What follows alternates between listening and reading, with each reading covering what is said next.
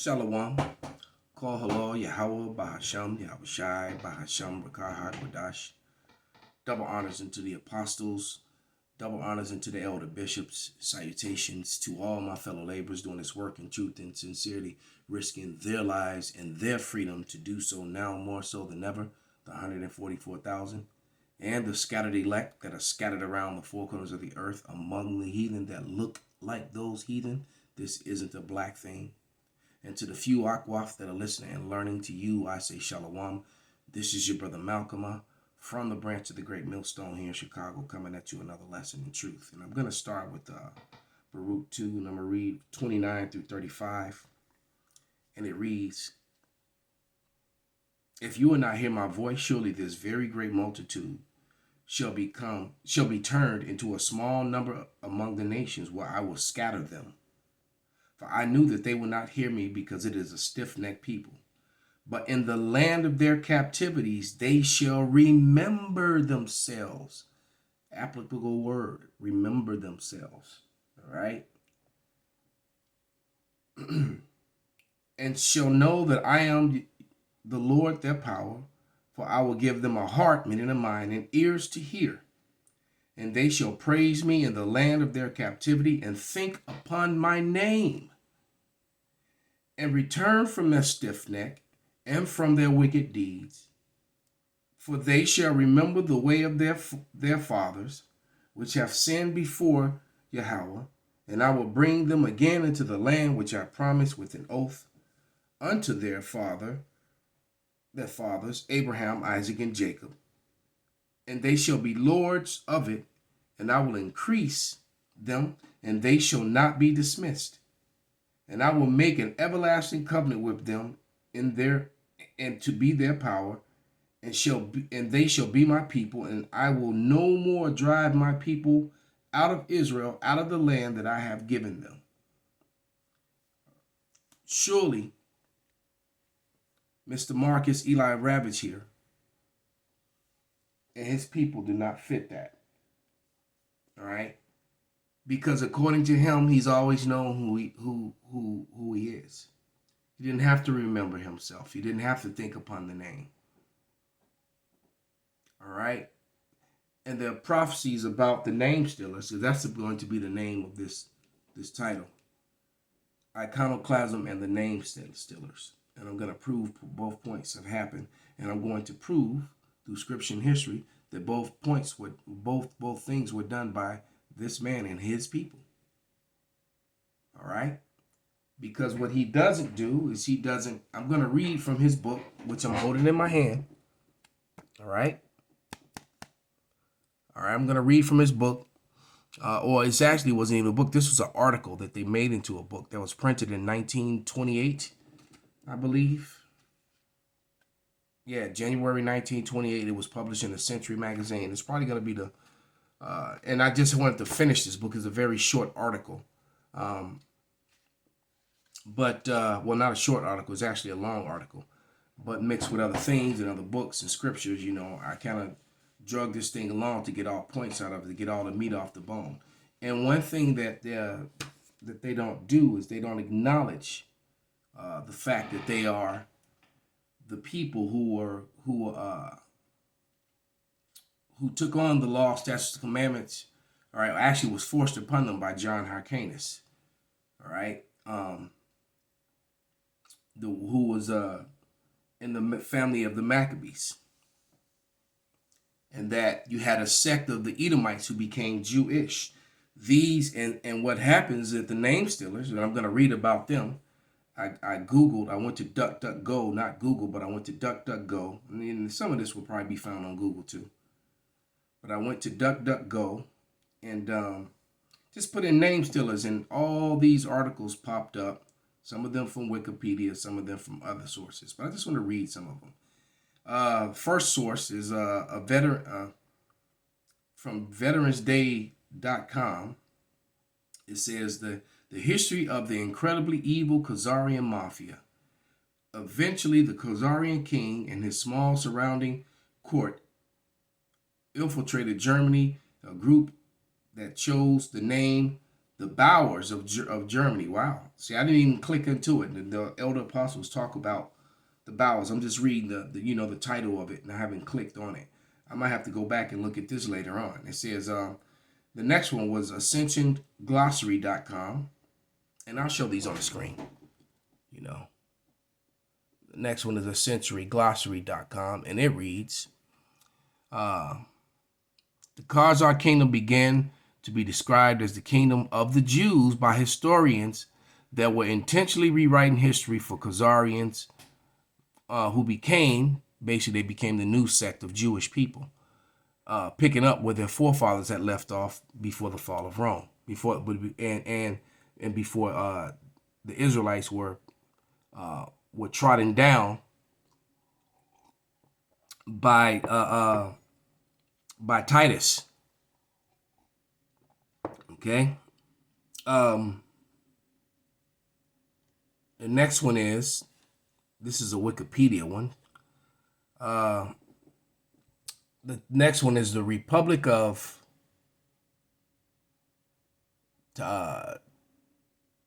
here we go. The Republic of Tatarsan. The Khazars were a nomadic Turkic people. Didn't mean to do all that. Went too far over. Were nomadic Turkic people in the late 6th century, established major commercial empires. See, so they want to ignore all this written history by so many sources. The Khazarian Mafia, aka the Name Stealers, faked, wow, won't say that word. Classic video from Cliff High about the Khazarian Name Stealers they are not the JOOs, but they surround themselves with sacrificial JOOs. Okay. Here's the next one. And all this information is coming from their own kind. All right. You gotta remember, Arthur Koestler, and who's the guy Charles Wiseman, the author of Who is Esau Edom? These are their own people who wrote this. Oxford, is Yiddish language name stealers on YouTube. Oxford says the language of the name stealers. This is a combination of prototype of European, Indo-European, see, India. All right. Told Asia, Eurasia. They just lie about everything. All right. Let's jump down to the next one. Russia is eliminating the Khazarian Mafia in Ukraine. Okay, so that's enough on that. But just you get the point. You get the gist of it. All right. Many of their own kind have wrote about them and wrote against them, and that fulfilling the scripture, fulfilling the prophecy. Because the apostles and the elder bishops are always saying, return to the prophecies, bring out the prophecies, because the truth of the matter is that truth is the biggest weapon against lies, and these people have been found to be liars. All right, and their tongues fall upon themselves. I would say probably about 95% of the information that's on the internet about them is from their own people. All right, we just go and read it, research it. But Psalm 68 or 64 and 8, not 68. It reads, so they shall make their own tongue to fall upon themselves. All that see them shall flee away. All right. And then I'm going to jump up to verse 2. And it reads, verse 1. And this was written by David. All right. And it reads, hear my voice, O God, in my prayer. Preserve my life from fear of the enemy. Hide me from the secret counsel of the wicked, from the insurrection of the workers of iniquity, who whet their tongue like a sword and bend their bows to shoot their arrows, even bitter words and documents and papers and false, fraudulent history, omitted history, has been their way of ruling and controlling. So I'm going to go into the book now, because this is definitely going to be a multiple part video, because in the second part, I'm going to go into a video that Cootie Merrill just put up recently, proving how during the time, how they were committing our iconoclasm. And it showed you the evidence. of doing it, during the time of the Renaissance. How they started taking people in history who were definitely men of color, swarthy men, all right? Not black men. Black is a social construct. Remember that. We can't push that. We hear at the Great Millstone from the elder apostles on down. We can't push enough, that blackness and whiteness are false social constructs which they created to control. As a matter of fact, all the racial prototypes today that are used, European, Indo-Asian, and all the, white, black, Hispanic, Latinx, all these false terms. All these were created to get away from the biblical identities that the Lord gave to all men, because Esau Edom is trying to hide from who they are. They became Greeks, they became Romans, they became Caucasians, and now they become whites, and some of them became JOOs, all right, which happens to be the elites, the among them, because it tells you that Amalek would be the first of the nations, and Amalek kind of abused his brethren and hogged the blessing. He hogged Isaac's blessing, because if Abraham is their forefather and Isaac is their forefather, but Jacob is not. They are from Jacob's twin brother Esau. All right. So they're Jacob, Isaac, and Esau. We are Jacob, Isaac. We are Abraham. They are Jacob. They are Abraham, Isaac, and Esau. We are Abraham, Isaac, and Jacob. All right, which is how that was supposed to come out. But I'm going to start reading from page 22 in this book. 21 at the bottom, because I stopped in the first paragraph. So I'll read the second paragraph and read down to two short pages. But it says, how do we do it? Question mark. Almost by accident. 2,000 years ago, and he's bragging about having control.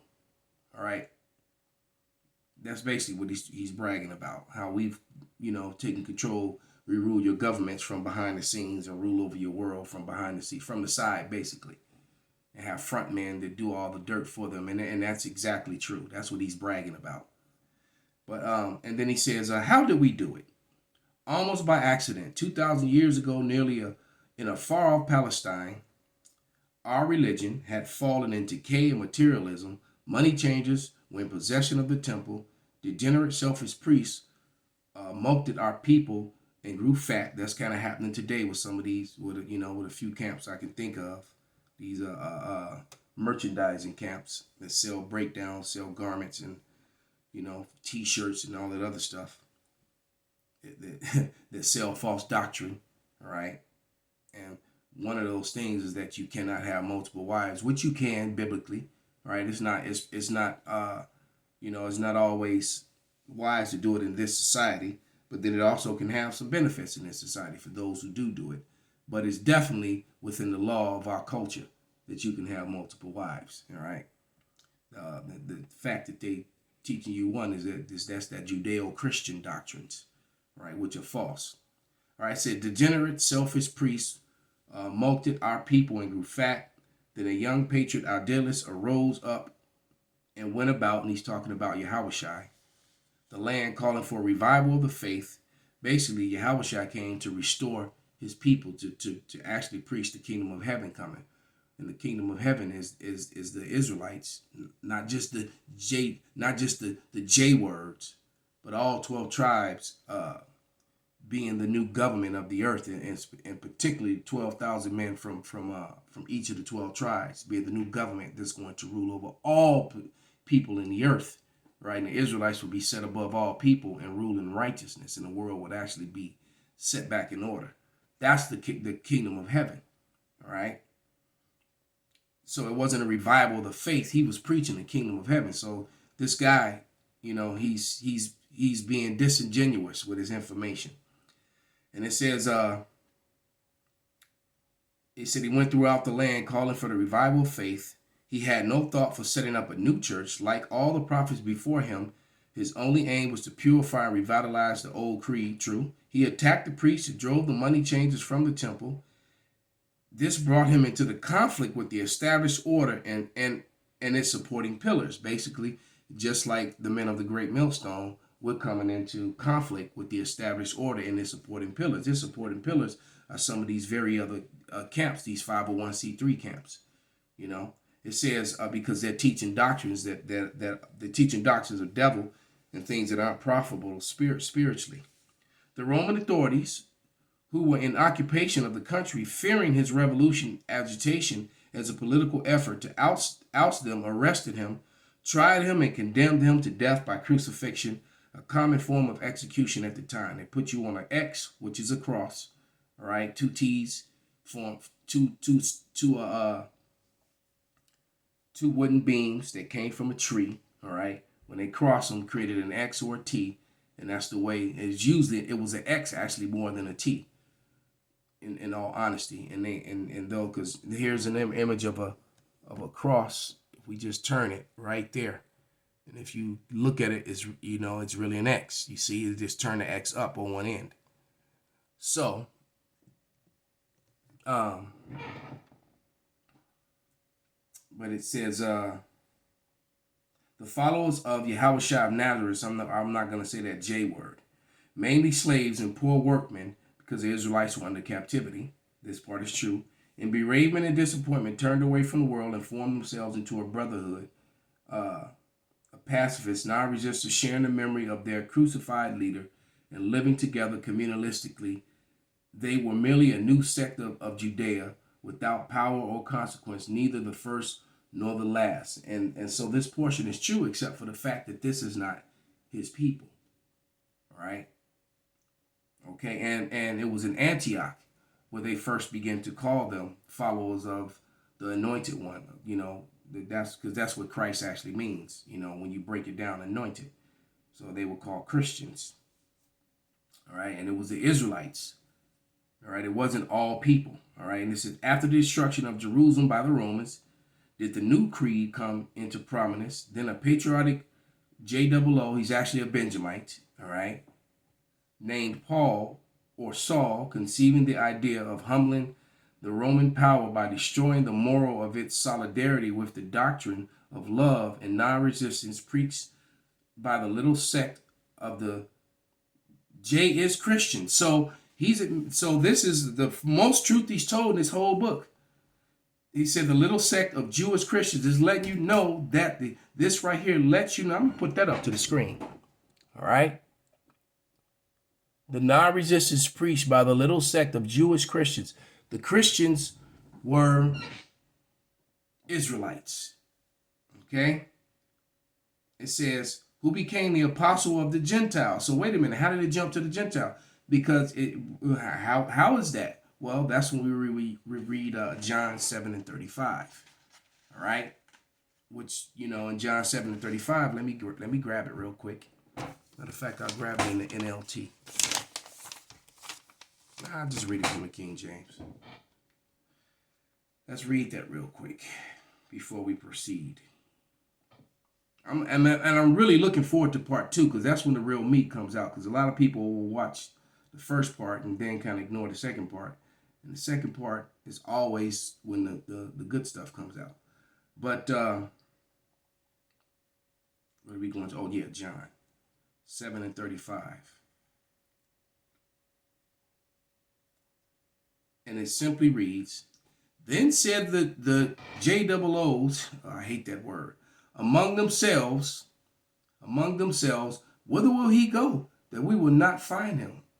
Will he go unto the dispersed among the Gentiles and teach the Gentiles? And in the NLT it says, will he go to our people dispersed? Will he go to our people dispersed among the Gentiles and teach the Gentiles? Basically. So that's what it was talking about. All right, so back into the book. He hitherto had been one of the most active persecutors of the band, right? And he was, that part is true. Saul was persecuting his own people until the Lord came to visit him and blinded him, then gave him back his sight and sent him on his mission. And why? Because Paul was a chosen vessel. That's what we at the Great Millstone are always talking about, the elect, all right? You can't separate the elect from the Lord, no matter what they do. They've already been chosen from the foundation of the earth. That's Ephesians, the 1st chapter. All right. So well did Paul do his work. Within 4 centuries, the great empire which had subjugated to Palestine along with the half of the world was heaped up ruins, and the law which went forth from Zion became official religion of Rome. And knowing Rome actually created Christianity and Catholicism was a mixture of our laws mixed with paganism. That's what Christianity is. This was the beginning of our dominion in the world. All right, so he's admitting that this were Israelites, that Constantine and all those people, they were Israelites. That's what this is admitting. All right, but it was only the beginning. From this time forth, your history is little more than a struggle for mastery between your own old pagan spirit and our Jewish spirit. Half of your wars, great and little, are religious wars, fought over the interpretation of one thing or another in our teachings. You are no sooner broke free from your primitive religious simplicity and attempt to practice the pagan Roman learning that Luther, armed with our gospel, arose to go down and re-enthrone our heritage. Take the 3 principal revolutions of modern times, the French, American, and Russian.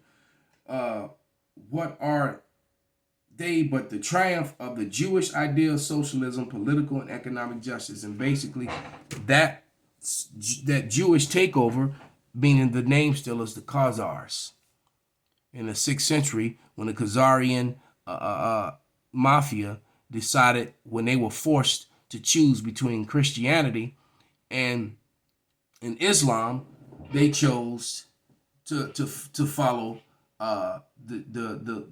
and become Jewish, and they didn't follow the law, statutes, commandments. They actually chose to follow. They didn't follow the Bible. They followed the Babylonian Talmud, which is their true book. The Bible is a front because the Bible has no mate to it.